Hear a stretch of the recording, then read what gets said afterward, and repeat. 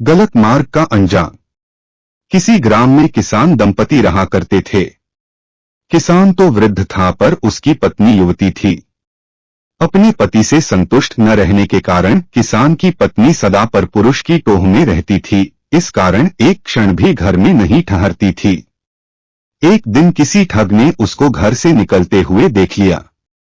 उसने उसका पीछा किया और जब देखा कि वह एकांत में पहुंच गई तो उसके सम्मुख जाकर उसने कहा, देखो मेरी पत्नी का देहांत हो चुका है। मैं तुम पर अनुरक्त हूं, मेरे साथ चलो। वह बोली, यदि ऐसी ही बात है तो मेरे पति के पास बहुत सा धन है, वृद्धावस्था के कारण वह हिलडुल नहीं सकता।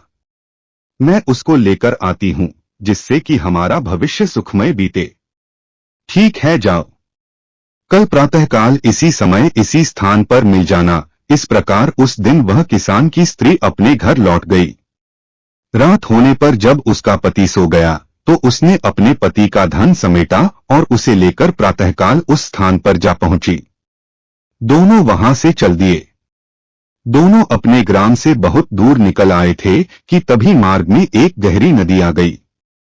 उस समय उस ठग के मन में विचार आया कि इस औरत को अपने साथ ले जाकर मैं क्या करूंगा। और फिर इसको खोजता हुआ कोई इसके पीछे आ गया तो वैसे भी संकट ही है।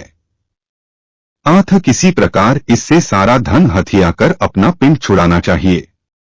यह विचार कर उसने कहा, नदी बड़ी गहरी है, पहले मैं गठरी को उस पार रख आता हूं, फिर तुमको अपनी पीठ पर लाद कर उस पार ले चलूंगा। दोनों को एक साथ ले चलना कठिन है। ठीक है, ऐसा ही करो। किसान की स्त्री ने अपनी गठरी उसे पकड़ाई तो ठग बोला, अपने पहने हुए गहने पड़े भी दे दो, जिससे नदी में चलने में किसी प्रकार की कठिनाई नहीं होगी और कपड़े भीगेंगे भी नहीं। उसने वैसा ही किया। उन्हें लेकर ठग नदी के उस पार गया तो फिर लौटकर आया ही नहीं।